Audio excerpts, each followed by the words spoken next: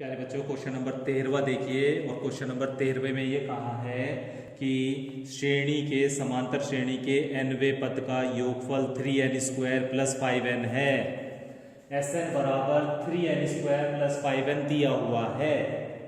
कहा है mवा पद 164 है, an बराबर 164 है। ये दोनों बातें आपको पता है। पूछा है m का मान ज्ञात कीजिए। ठीक है, तो प्यारे बच्चों सबसे पहले Sn आपको दिया हुआ है, S1 निकाल लेते हैं। और S1 का मतलब होता है पहला पद, ध्यान रखिएगा। S1 का मतलब होता है केवल एक पद यानी पहला पद। तो S1 निकाल लेते हैं, तो n की जगह 1 रख दीजिए। तो रखने के बाद आया आपका 8 यानी पहला पद आपका 8 हो गया। अभी S2 निकाल लीजिए। S2 का मतलब हो गया दूसरा पद नहीं, दो पदों का योगफल। S2 का मतलब हो गया दो पदों का योगफल, अर्थात पहला पद जमा दूसरा पद, पहला पद जमा दूसरा पद। तो S2 निकाल लीजिए। S2 का मतलब n की जगह 2 रख दीजिए और रखने के बाद 22 आ जाएगा। तो A1 + A2 बराबर 22 आ गया। मैंने बताया ना S2 का मतलब क्या होता है, पहला पद जमा दूसरा पद। तो A1 जमा A2 बराबर 22 आ गया। A1 आपको पता चल गया था 8, तो A2 बराबर निकाल लिया हमने 22 - A1 या 22 - 8। तो A2 बराबर आ गया आपके पास 14। अभी D निकाल लीजिए। D बराबर A2 - A1, तो 14 - 8 बराबर 6। ये आपको समझ में आ गया होगा। अभी इस पर चर्चा करते हैं हम, जो हमें वैल्यू निकालनी है। तो इसकी सहायता से हमें m का मान निकालना है। हम जानते हैं am बराबर a + m - 1 × d बराबर 164 आपको दिया हुआ है। यहां पर a की वैल्यू रख दीजिए, अर्थात पहला पद। d की वैल्यू रख दीजिए जो निकाली है। तो 8 + m - 1 × 6 बराबर 164। 8 को उधर ले जाएंगे तो 156 बचेगा, 6 को उधर ले जाएंगे तो डिवाइड हो जाएगा, तो m - 1 बराबर 26 आ जाएगा। तो m का मान 27 आ जाएगा। ठीक है, तो इस तरह इस क्वेश्चन को हम सॉल्व कर सकते हैं।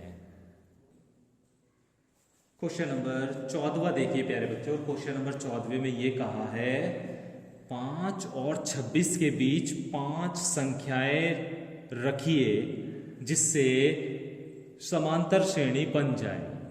ठीक है, इन्होंने कहा है 5 और 26 के बीच 5 संख्याएं रखनी है जिससे कि ये समांतर श्रेणी का रूप बन जाए। तो हमने वो 5 संख्याएं मान ली, A1 A2 A3 A4 A5। ठीक है, अब प्यारे बच्चों ये मान लिया हमने एक समांतर श्रेणी बन गई है। ये मान लिया हमने इन संख्याओं को रखने के बाद कि ये समांतर श्रेणी बन गई है। तो आप देखेंगे कि जब ये समांतर श्रेणी बन गई है अगर, तो पहला पद कितना हो गया इसका 5 है, तो पहला पद तो 5 है। और अंतिम पद कितना है 26 है, तो अंतिम पद कितना हो गया 26। पदों की संख्या n का मान देखो, पदों की संख्या कितने पद है इसमें 1 2 3 4 5 6 7, पदों की संख्या 7, पदों की संख्या 7, अर्थात n बराबर 7 हो गया। ठीक है, हम जानते हैं an बराबर a + n - 1 × d।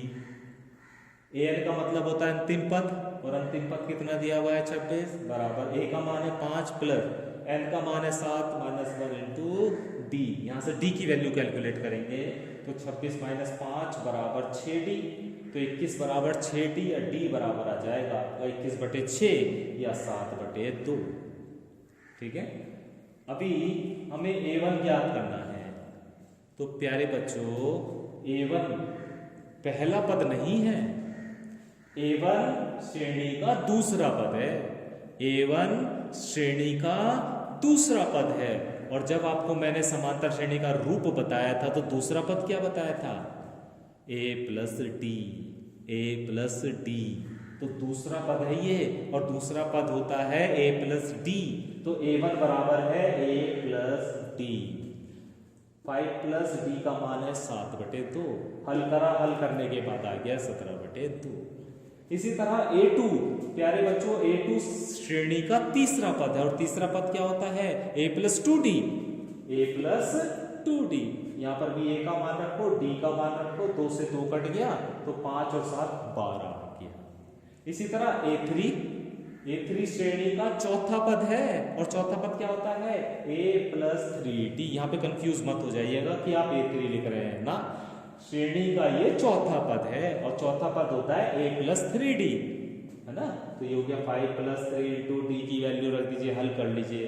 a4 श्रेणी का पांचवा पद, और पांचवा पद होता है a प्लस 4d। इसी तरह a6 श्रेणी का छठा पद, और छठा पद होता है a प्लस 5d। ठीक है, अब इन वैल्यू को हमने निकाल लिया तो हमें a1 a2 a3 a4 a5 की वैल्यू मिल जाती है। ठीक है, तो श्रेणी के जो ये 5 पद थे ना, उन 5 पदों की वैल्यू हमने निकाल ली है। तो प्यारे बच्चों, आज हम इतने ही क्वेश्चन करेंगे, बाकी इस एक्सरसाइज के बचे हुए क्वेश्चन हम कल कंप्लीट करेंगे। आप सभी जितने भी क्वेश्चन आज कराए हैं 11 से लेके अब तक, वो सभी क्वेश्चन आप दोबारा ज़रूर करके देखें, और उससे पहले क्वेश्चन मुझे उम्मीद है कि आपने कंप्लीट कर लिए होंगे। Thank you very much.